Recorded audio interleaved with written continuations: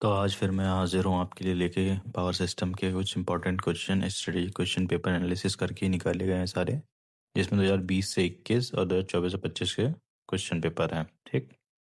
तो पहला recurring topic हमारा क्या हो सकता है? अंडरग्राउंड केबल, उसकी ग्रेडिंग कैसे होती है, इकोनॉमिकल साइज क्या होता है उसके, जो जो भी आपके डेरिवेशन होंगे ग्रेडिंग वगैरह तो देख लीजिएगा।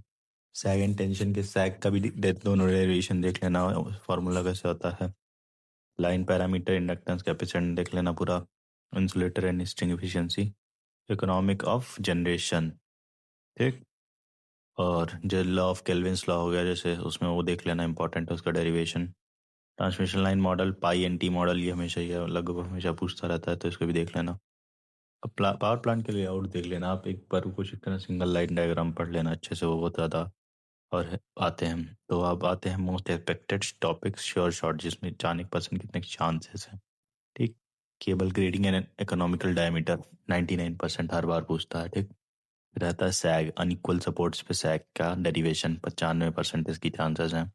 फिर inductance of three phase lines, ये पढ़ लेना, ये भी इंपॉर्टेंट है। 95% बार पूछा है हमेशा। स्ट्रिंग एफिशिएंसी न्यूमेरिकल और उसका डेरिवेशन, ये भी बहुत इंपॉर्टेंट है। 90% पूछता है। लाउड फैक्टर के सारे न्यूमेरिकल, जनरेशन हो गया, जनरेशन में जाओगे तो फिर उसमें मैक्सिमम डिमांड मिलेगा, एवरेज लोड, ये सब चीज़ें सारी पढ़ लेना। ठीक। फिर आते हैं अंडरग्राउंड केबल्स में क्या पढ़ना है तो आपको। पहली बात तो मोस्ट इकोनॉमिकल डायमीटर कंडीशन कौन कौन सी होती है।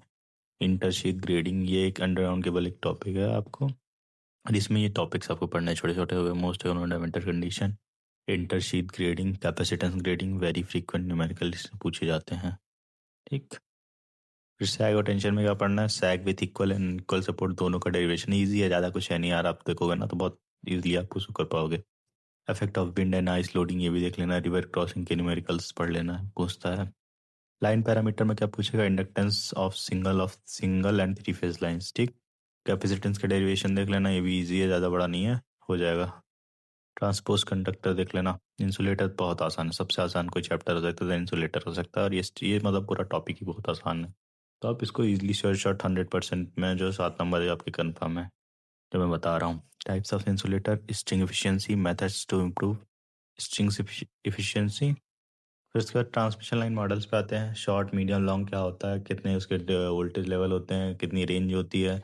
फिर उसके parameter, ABCD constants, nominal, T and pi model देख लेना, मीडियम में यूज़ होते हैं।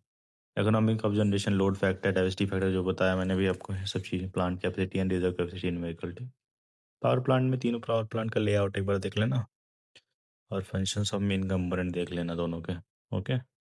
फिर एक एग्जाम टिप्स ये है, केबल एंड सेग न्यूमेरिकल सारे स्कोरिंग, ये आप देख लेना। अच्छे सारे डायग्राम जरूर बनाना, डायग्राम बहुत इंपॉर्टेंट होते हैं।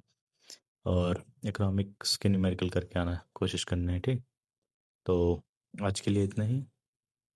अगली वीडियो में लेकर आऊँगा, जो भी आप बोलोगे कमेंट करके बताना, जिसके लिए जो आपको लगे मैं जिसके लिए लाऊंगा। और आप कहाँ से देख रहे हैं वीडियो, उसको कमेंट करिए, आप किस कॉलेज में हैं। तब तक के लिए बने रहिए, देखते रहिए last minute engineering. Thank you so much.